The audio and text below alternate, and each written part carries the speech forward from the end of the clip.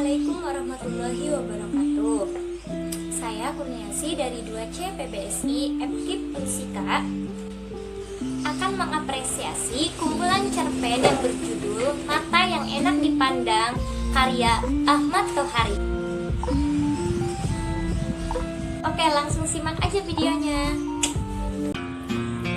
Kumpulan cerpen yang berjudul Mata yang Enak Dipandang yang ditulis oleh Ahmad Tohari ini diterbitkan di Jakarta oleh PT Gramedia Pustaka Utama tahun 2019. Di dalam kumpulan cerpen ini ada 15 buah cerpen.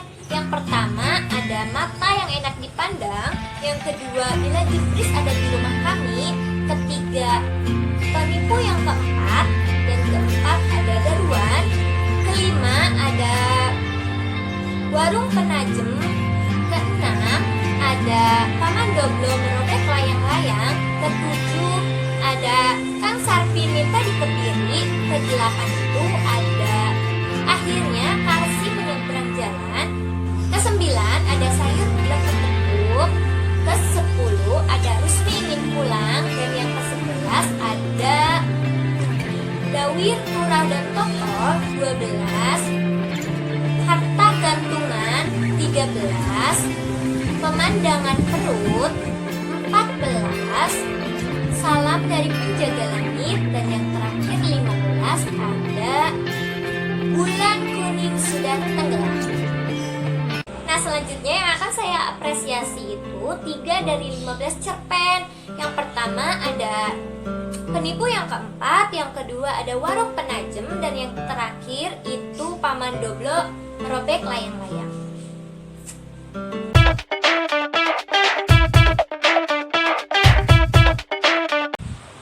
Nah, cerpen yang pertama itu berjudul Penipu yang keempat.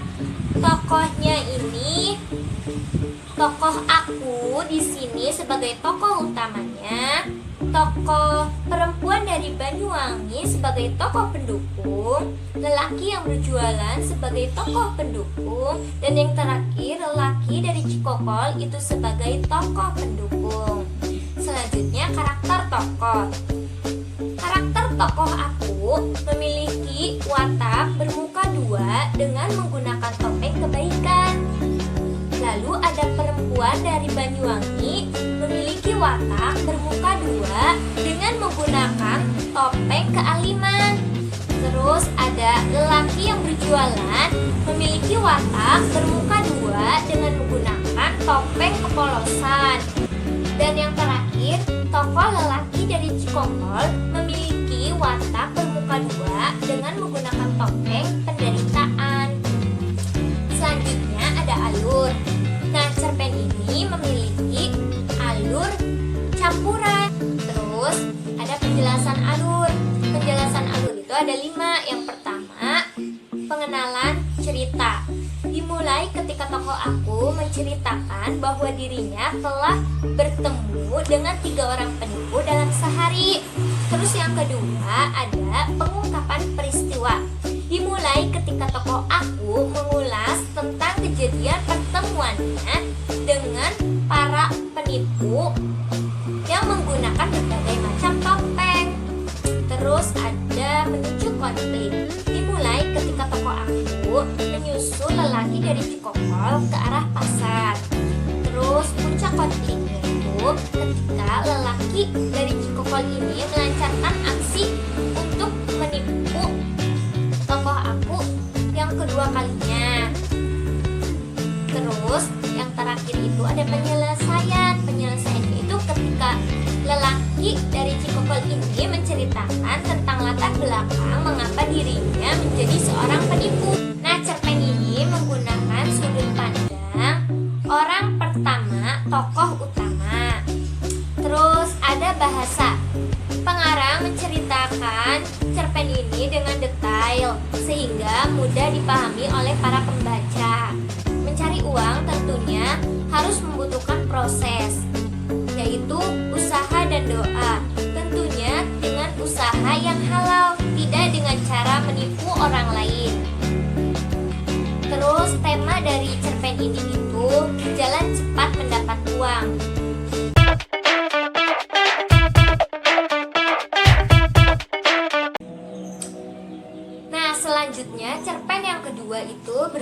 Warung Penajem. Tokoh dalam cerpen ini tuh ada Kartawi sebagai tokoh utama dan Jum sebagai tokoh pendukung. Kartawi memiliki watak yang penyayang dan Jum memiliki watak ambisius. Alur yang digunakan dalam cerpen ini tuh alur campuran, yaitu ketika Kartawi menceritakan tentang masa kecil Jum yang ingin sekali memiliki warung. Nah, selanjutnya tahapan alur. Yang pertama ada pengenalan cerita, dimulai ketika sang narator menceritakan tentang kegiatan Kartawi yang sedang melakukan pekerjaan sebagai seorang petani. Pengungkapan peristiwa dimulai ketika Kartawi menceritakan kembali masa kecil Jum yang ingin memiliki warung. Selanjutnya menuju konflik itu dimulai ketika Kartawi ingin menanyakan langsung kepada Jum perihal gunjingan tetangga. Nah, puncak konfliknya itu ketika Jum memberikan pengakuan perihal penajem yang diberikan kepada sang dukun. Selanjutnya, penyelesaian dimulai ketika Kartawi pergi dari rumah dan membalas perbuatan Jum dengan cara jajan. Nah, sudut pandang dalam cerpen ini menggunakan orang ketiga tak terbatas, dan bahasa dalam cerpen ini menggunakan bahasa sehari-hari ditambah dengan majas eufemisme. Selanjutnya ada latar tempat dalam cerpen ini itu di ladang, halaman, dan rumah. Sedangkan latar waktu dalam cerpen ini itu siang dan malam. Selanjutnya ada amanat. Amanat dalam cerpen ini itu kebahagiaan bukan hanya tentang uang. Kebahagiaan itu ketika kita memiliki keluarga yang utuh, harmonis, dan penuh kasih sayang. Tema dalam cerpen ini sama halnya dengan cerpen sebelumnya, yaitu jalan cepat mendapat uang. Hanya bedanya caranya saja. Dalam cerpen yang pertama, jalan cepat mendapat uang dengan cara menipu orang lain.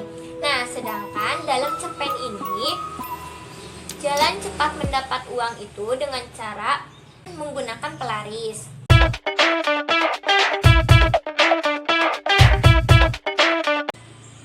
Cerpen yang terakhir yaitu Paman Doblo Merobek Layang-Layang. Tokoh utama dalam cerpen ini yaitu Paman Doblo. Simin dan tokoh saya itu sebagai tokoh pendukung. Karakter Paman Doblo itu baik, suka menolong, dan memiliki banyak cara untuk menyelesaikan masalah. Namun, di akhir cerita, sikap Paman Doblo itu berubah. Ada tokoh Simin. Tokoh Simin ini memiliki watak tekun dan dengan tangan. Terus ada tokoh saya ini memiliki watak pendengar yang baik. Cerpen ini menggunakan alur campuran. Nah, selanjutnya ada latar tempat dalam cerpen ini di tepi sungai dan rumah tokoh saya. Terus latar waktunya itu senja dan malam hari. Cerpen ini menggunakan sudut pandang orang pertama sebagai sampingan, dan bahasa dalam cerpen ini menggunakan bahasa sehari-hari dan menggunakan majas sindiran yang bersifat keras. Tema dalam cerpen ini, tahta membutakan mata. Berbuatlah baik sampai kapanpun. Janganlah berubah hanya karena jabatan yang dimiliki. Sudah jelas, hal yang paling dominan dalam cerpen ini yaitu mengenai moral. Seseorang yang menipu orang lain untuk kepentingan dirinya sendiri itu sikap yang buruk. Moral yang buruk tidak patut untuk dicontoh. Kelebihan dalam cerpen ini yaitu Ahmad Tohari sangat piawai mengisahkan kisah-kisah tentang orang kelas bawah lengkap dengan penderitaannya dan kental akan makna pengajaran hidup yang tersirat di dalamnya. Sedangkan kelemahan dalam cerpen ini yaitu banyak kejadian-kejadian yang tersurat yang ditulis oleh Ahmad Tohari mengisahkan hubungan-hubungan dewasa sehingga tidak cocok jika dibaca oleh pembaca yang umurnya kurang dari 17 tahun. Nah, buku ini itu cocok untuk orang yang ingin belajar tentang kehidupan. Dari kumpulan cerpen ini kita bisa belajar untuk selalu bersyukur atas apa yang kita punya. Untuk bisa bersyukur kita harus melihat orang-orang yang berada di bawah kita. Sekian apresiasi dari saya. Terima kasih, mohon maaf apabila ada kesalahan. Assalamualaikum warahmatullahi wabarakatuh.